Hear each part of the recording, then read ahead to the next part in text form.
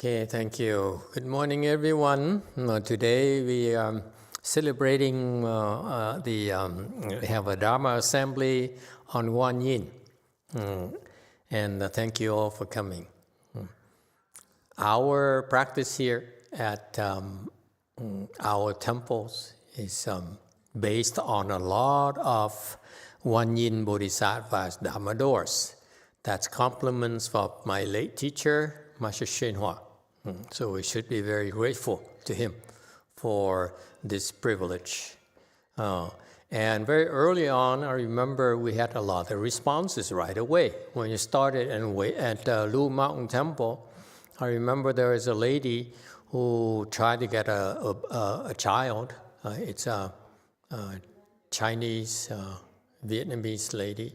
Her husband is, I believe, Taiwanese or Chinese. And she had many miscarriages, and she could not conceive at all.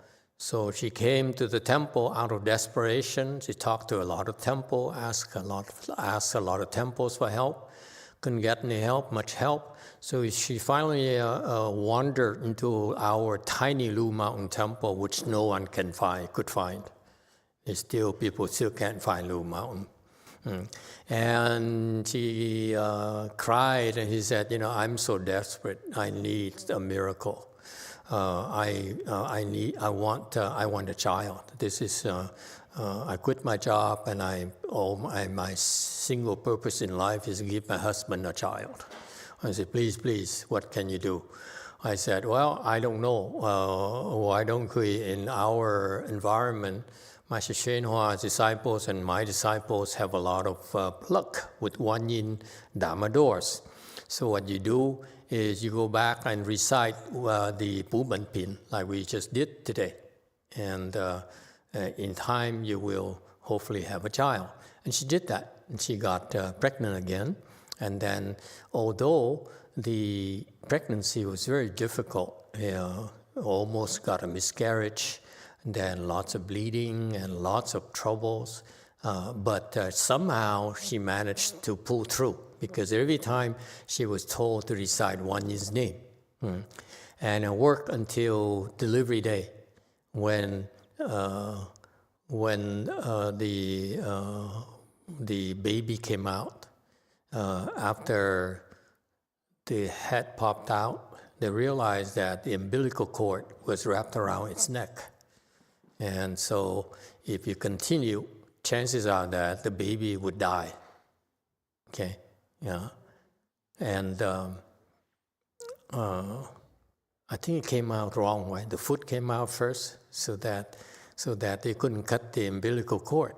And whatever the reason, however it came out, they said we might have to terminate the baby because it might be born with physical issues and mental issues. And she said, no, I'd rather die than kill my baby and lose this baby. So she continued.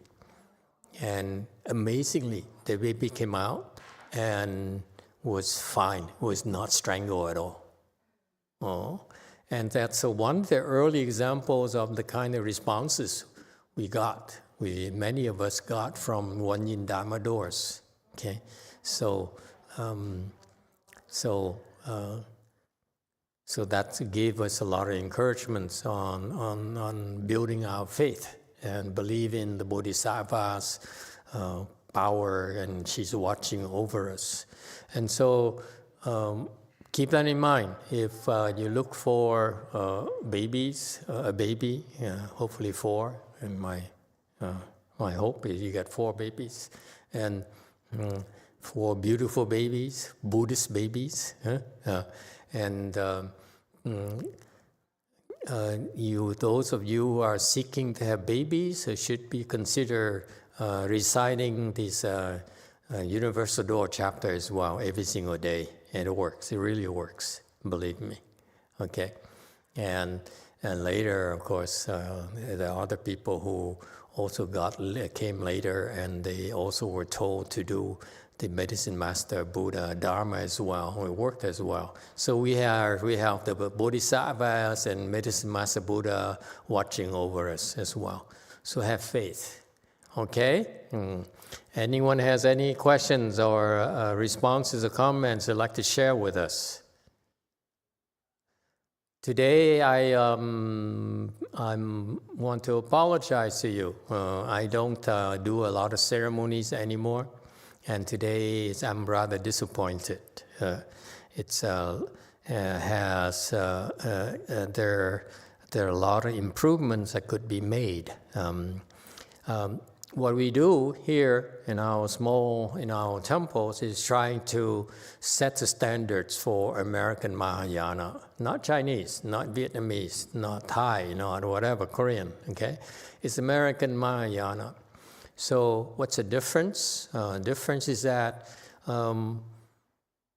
because there's so few of us, we need to increase the quality. There's no quantity, therefore we make up for quality. And so what do I mean by that? I'm disappointed of the lack of leadership skills of the monks in Buddhism. I've been to Korea, I've been to Taiwan, I've been to Chinese temples, Vietnamese temples, Thai temples, so forth. And I feel that if you were to look at the leadership skills of the monks and nuns, especially the ones you see when they're doing ceremonies, they fall very short of the standards of leadership skills that I expect from American companies. American companies, we spend a lot of time training our people and put them to leadership positions to make a big difference to the company. And that's what I hope to do here in our American Buddhism as well. We pick a lot of good things from the various cultures, but they all lack this training on leadership, which is too bad, because the monks and nuns have a very important leadership roles in our society. People come to us, and we are helping stir the boat of compassion and of kindness, where we can ferry a lot of people, from a shore of suffering to the shore of true happiness, of nirvana. Okay? And therefore, the leadership skills are required to do a better job. And it starts with ceremonies. I've been ignoring it because we're short-handed. And we still are short-handed, but we have now the samadhi power, which I helped you build and develop. And now we need to fine-tune them to add more leadership skills. Okay? For example, the Weno is too timid. When you hit the big bell, it has a hit like you remember you stand up there and you're telling the assembly what to do, okay? So you want to make sure, yes, during early mornings and so forth, we don't want to wake our neighbors up. So yes, you hit softly. I understand that. But when there's a big group here, when a lot of people are coming, you want to make sure you hit it loud enough for people to hear you. Okay, same thing with handbell. Handbell is too timid. I can't hear anything. And then the chanting. You have to be better. The Weno has a very important leadership role in the ceremonies. So I hope you all pay more attention to it. Okay, I'm not asking you on the audience, especially the monks and nuns in the front, to lead. But at least I'm asking the ceremony people to do a better job, okay? And make sure we hear you. And same thing, the small wish fish today, I can't hear it at all. The big wish fish is okay. It could be twice as loud. Weno should be 2 or 3 times as loud. The handbell should be 4 or 5 times as loud, and the big bell should be about 10 times as loud. I can't hear it at all. You know, we spend so much money buying these fancy equipment, high quality equipment, okay? I mean, even though I didn't have money, that's the first few things I bought. I spent a lot of money on the Dharma instruments because it's an offering to the Buddhas and the Bodhisattvas. We all are making an offering to the Buddhas and Bodhisattvas. You stand here in the audience, participate in the ceremony, you are also making an offering to the Buddhas and the Bodhisattvas. And we offer it with the best sound possible we could buy. Let me tell you. They do it for you as well. Okay? And so we need to be aware, cognizant of the quality of the offering. The better quality, the more blessings we have. So use them properly. A small wish fish, a big wish fish has to be loud enough. So I know it's beyond the control of the people on the altar, but also the people in the sound booth. You need to be better at it as well. And the drum and bell should have a better beat. It's off. Okay? And so there's lots of room to improve. I will give you 5 years. In 5 years' time, we have more people, and I want you to be better than that. All right?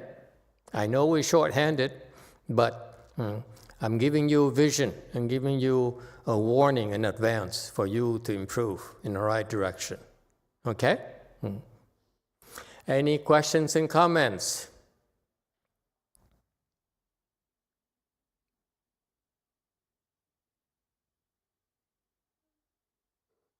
Okay, that's all the complaints I have for today. I was so afflicted during the ceremony. It's such a beautiful ceremony. And it's amazing. You Asians are such sheeps. You should be complaining. See, I'm American. I'm more Americanized. I was bitching the whole time. I said, what? I can't hear you.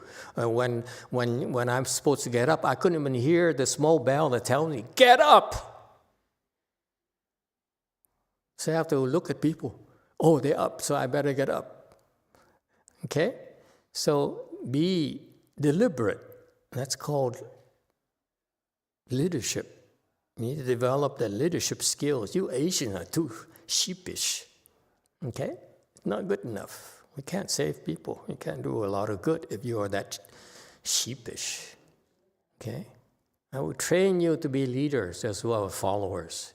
When I put you up here in leadership positions, you have to understand that I'm giving you a chance, and if you don't develop leadership skills, I pull you back.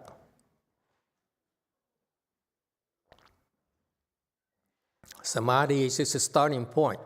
We first train you, help you develop samadhis so that you have the foundation.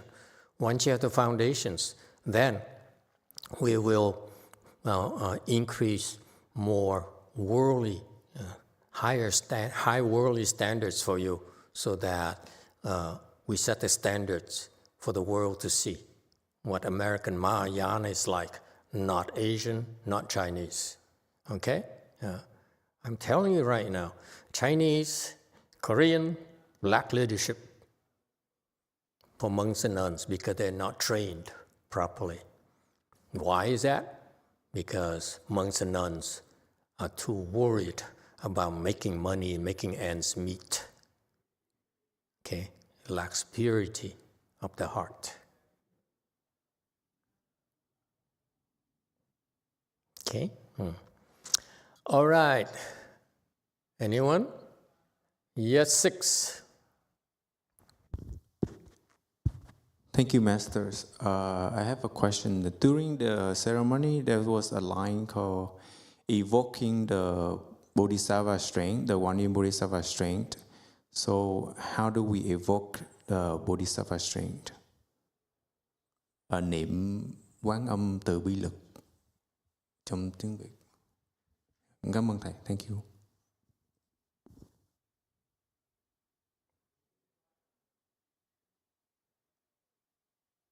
No translation?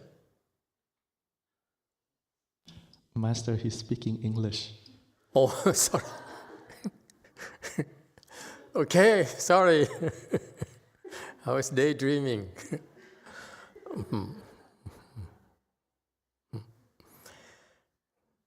Why did you guys ask the kind of details that the Asians never ask? Why can't you be like Asians and don't ask difficult questions? You know, in my master's Chinese temples, no one ever asks anything. So that's why none of them would dare come here, because your questions are too tough. You know, how do you get the you call on the Bodhisattva strength? Okay, it's natural. When you call on a Bodhisattva, okay, it's a very good question, by the way. When you ask, it's like praying for the Bodhisattva's help. Is that clear? What we're doing when we're bowing earlier, we said, you know, when we bow, we call on the Bodhisattva's compassion, call on Bodhisattva's strength in order to help do this, help do that, and take advantage of her many vows to help living beings. So when you do that, you are making yourself, you're connecting yourself to the Bodhisattva's power of compassion and of kindness. So it's like it's a power plant, if you will. It's a nuclear plant. It's right there. Okay? So you say, I'm going to draw upon that nuclear plant, the power from that nuclear plant. All right? It's not the end of it. But the Asian are taught to say, you do that and that's good enough. Okay? It doesn't quite work like that. You call on the Bodhisattva's power, like you draw, you connect to the nuclear plant. Okay? But also, the power you draw depends on you as well, doesn't it?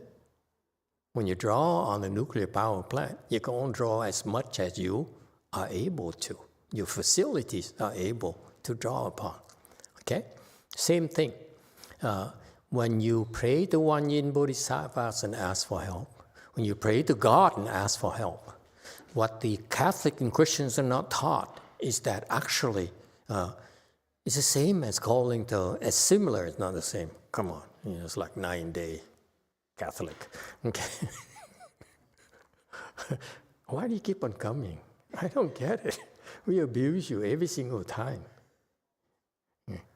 At least marry her, for God's sake.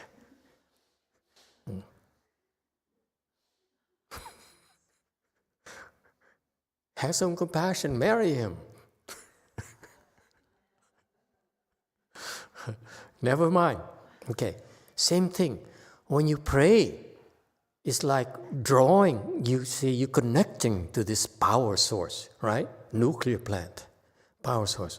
But the kind of help and power you draw from that depends on your facilities, yes? It depends on how much you can draw, yes? Because it's unlimited here, but you can draw so much. That's what the Buddhist disciples are not taught. They say, oh, just pray Amitabha, pray GuanYin, pray to God, and everything will be fine. No. When you draw, you have a filter. It depends on how much you draw. And what is that nature, that filter? Your samadhi power. Can you see that? You pull it back. Yes? And samadhi power also symbolizes your capacity, your ability, your battery, if you will. How much you can draw, how much you can store. Does it make sense? So that's why it takes both sides. You need to connect with the Bodhisattva, connect with God, connect with the Buddha and so forth.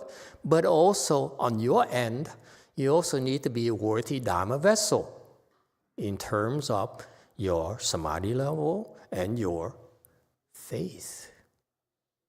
That's what the the devotees are not taught. Not in Buddhism, not in Catholicism. They just said, just believe in God. I'm more interested in helping you maximize what you can get from the Bodhisattva, from the Buddhas, from the gods. Does it make sense?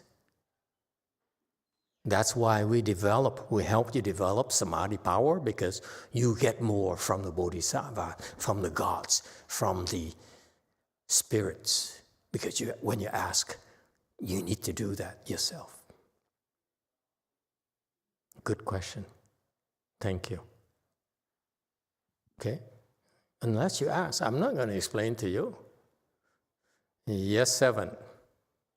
Thank you, Master. Catholic, stay on that side. Yes. We have a question from Nick, and the last name is spelled E-L-Y. How do you pronounce that? L-Y? Lee or Lai or?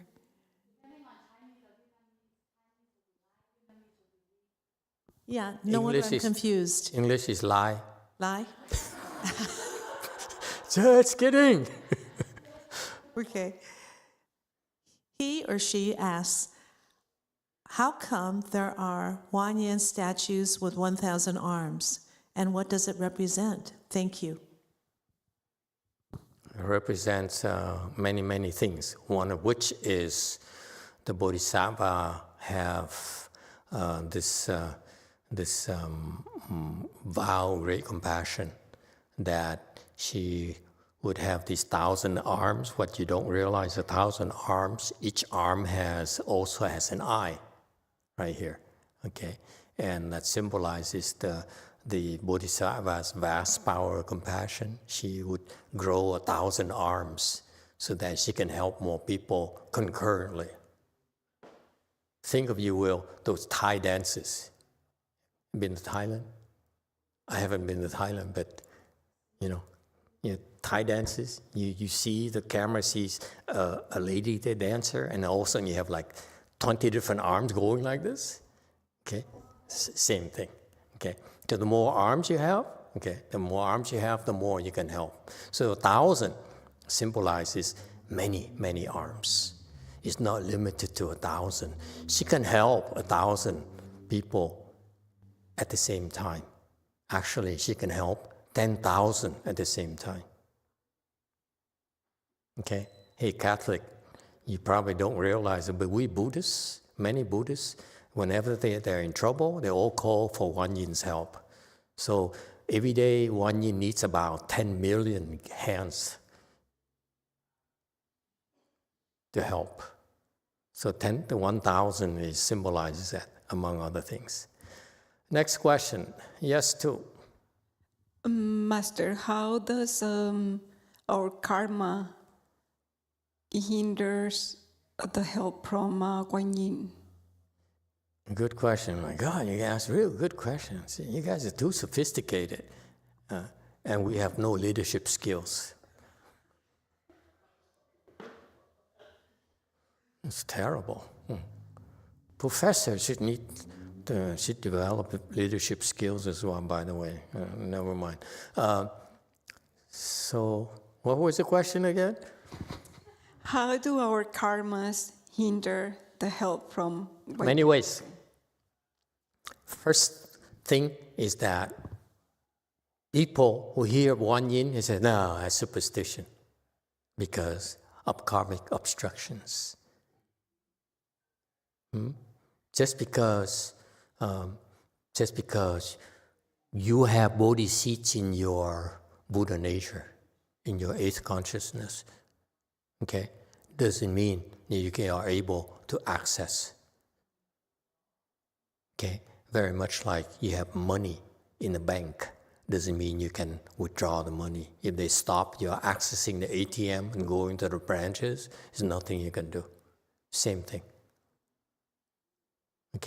So your karmic retributions can stop you from accessing the help. All right? And just think about those who don't even know about GuanYin Bodhisattva.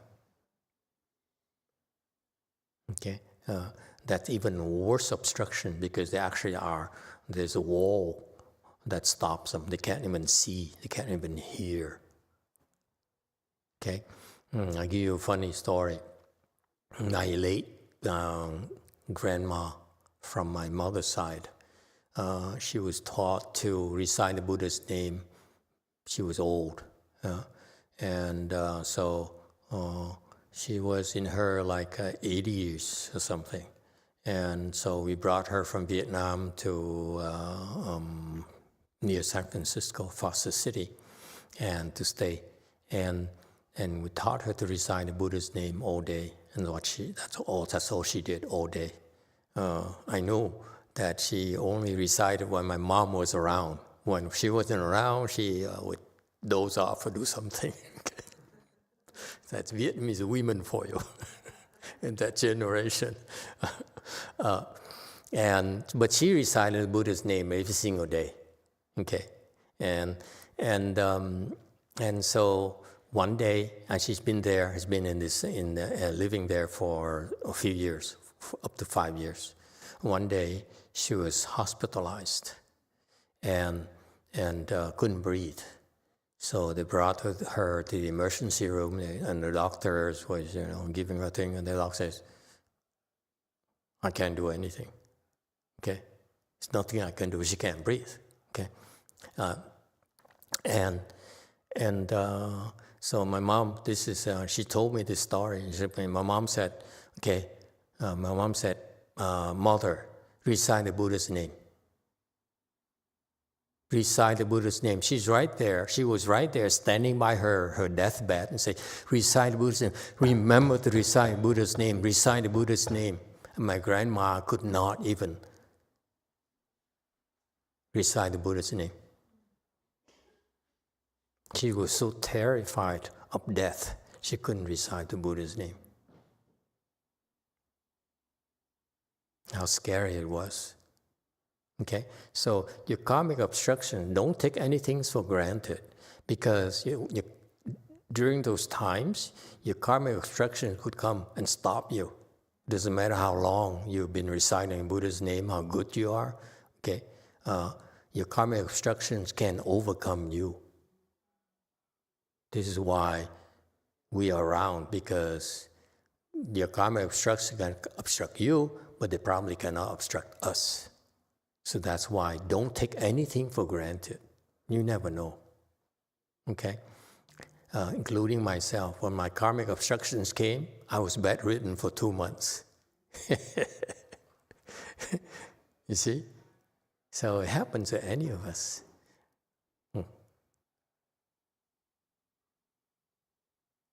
Any questions? Any other questions? If not, then we can stop, take a short break, and come back for lunch offering. Thank you.